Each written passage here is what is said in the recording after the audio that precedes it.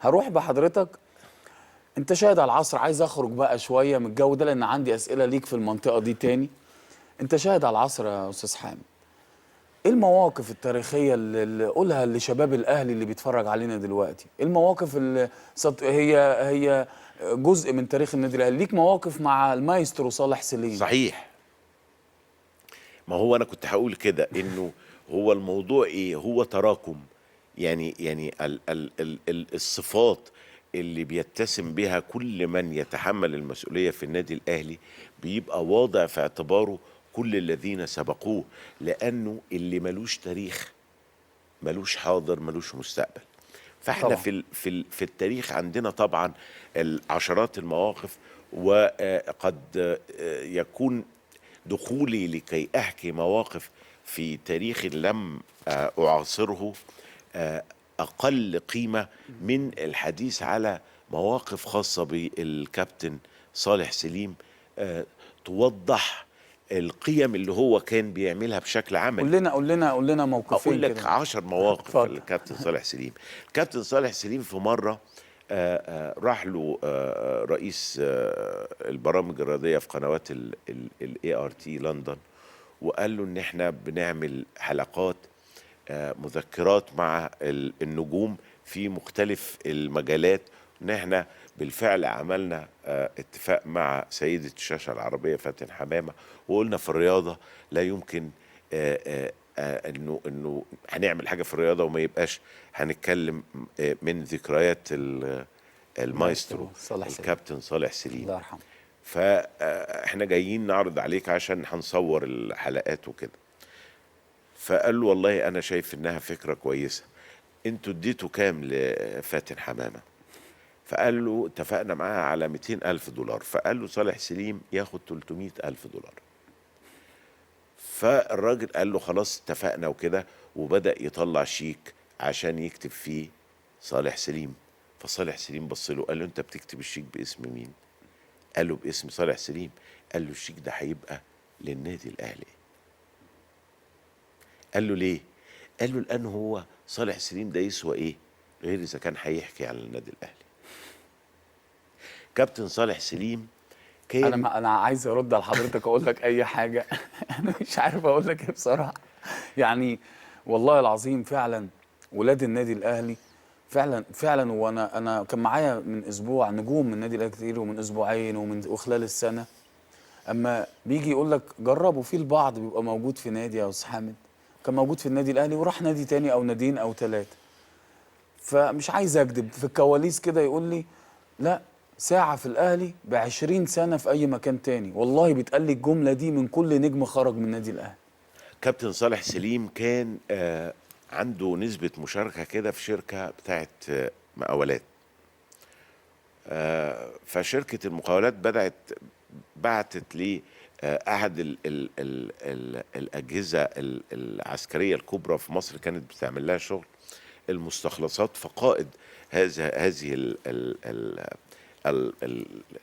هذا الجهاز العسكري يعني لقى انه في العقد بتبقى انت مقدم السجل التجاري للشركه بتاعتك في التعاقدات. طبعا. فشاف اسم الكابتن صالح في السجل السجل التجاري التجاري. للشركه، فقال طالما كابتن صالح سليم في الشركه دي فانا هوقف المستخلصات لغايه ما تقنعوه يجي يزور المقر بتاعنا او القياده بتاعتنا. فقالوا للكابتن صالح وقال لهم طبعا انا يشرفني اروح اي جهاز بيقدم خدمات لمصر، يعني دي جهاز عسكري. وراح. فبعد ما راح اتعمل له استقبال جميل وحفل افطار رائع، والقائد المكان اتكلم معاه يعني بسعادة شديدة وقال له انت نورتنا وشرفتنا بالزيارة دي وكده، وانه احنا ابدا ما ربطناش بين الحاجتين، بس احنا قلنا ايه فرصة ان احنا نضمن ان انت تيجي تزورنا. فشكروا جدا وكان في حالة خجل شديد. وبعدين القائد ده قال له احنا بس عندنا احتفال بيوم الجهاز العسكري بتاعنا ده، وعايزين النادي الاهلي يجي يلعب مع المنتخب بتاعنا على اساس يبقى الاحتفال شعبي. فتغير وجه صالح سليم تحول إلى اللون الأخضر حينا والأصفر حينا. وقال له سعادتك لو كان الاجتماع بتاعنا، اللقاء بتاعنا الجميل ده خلص قبل الجملة اللي انت قلتها، انا كنت هبقى سعيد جدا وماشي مبسوط جدا. لكن بعد دي انا اسف، انا زعلت جدا، لانك انت بتتعامل كما لو كان النادي اسمه نادي صالح سليم، وهذا غير صحيح. اسمه النادي الاهلي، وصالح سليم رئيس مجلس اداره له صوت مع مجلس اداره، وكل جهاز جوه النادي الاهلي له قائد، وكل قائد له مختلف الصلاحيات، وبالتالي نحاسبه في النهايه لاننا ادينا له كل الصلاحيات. فريق كره القدم في النادي الاهلي وكل فرق الكوره في النادي الاهلي لها مدير كوره، فكان المفروض ان حضرتك الجهه العسكريه دي كانت تخاطبه وتقول له ان احنا عندنا كذا، وبالتاكيد ما كانش هيتاخر. لو انا قلت لك يبقى انا غلطان، ولو انا قلت لك لا برضه ابقى انا غلطان. هو اللي هيقول وهو اللي هيقول لا، ولو هو قال انا ما اقدرش اقول لا، ولو قال لا انا ما اقدرش اقول وعلى فكره في خلال 48 ساعه انا لن اكون عضو مجلس اداره هذه الشركه بعد كده.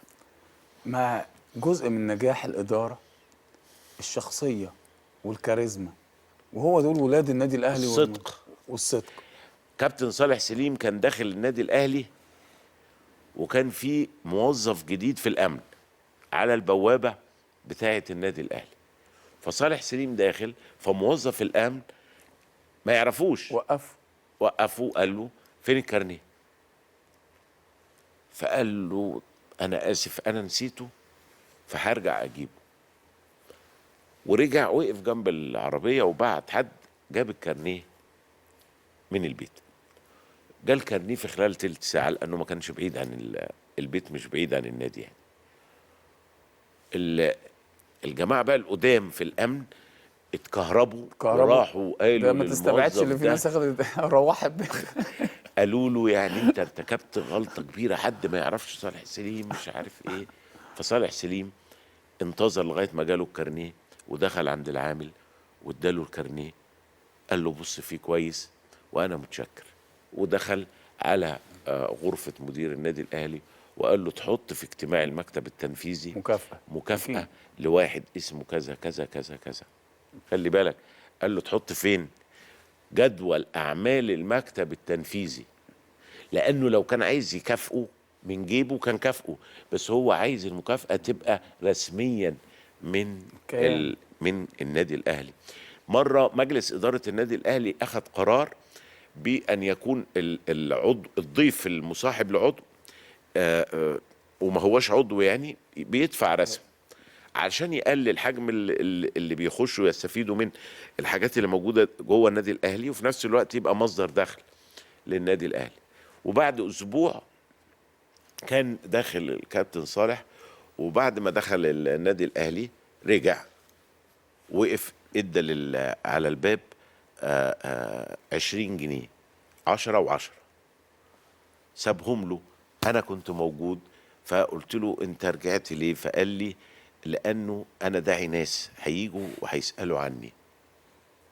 فقلت له طيب ده الرسم 3 جنيه. قال ما انا داعي 2، افرض جم معاهم 4 فيبقى هو عنده، وانا قلت له يعني ايه ما يحرجهمش يعني، ويبقى يطلع التذاكر. طبق النظام على نفسك، مش عشان رئيس النادي تروح مسايب الدنيا مفتوحه. على فكره بعد ما دخلنا اتضح ان الناس اللي كانت داخله دي اقارب الكابتن صالح سليم. دي مواقف محدش يقدر ينسى، والوقت بيجري بينا، ودي عبقريه الاداره وعبقريه المايسترو صالح سليم. عشان كده هو مأثر في وجدان كل اهلاوي، مش الاسم جاي من فراغ.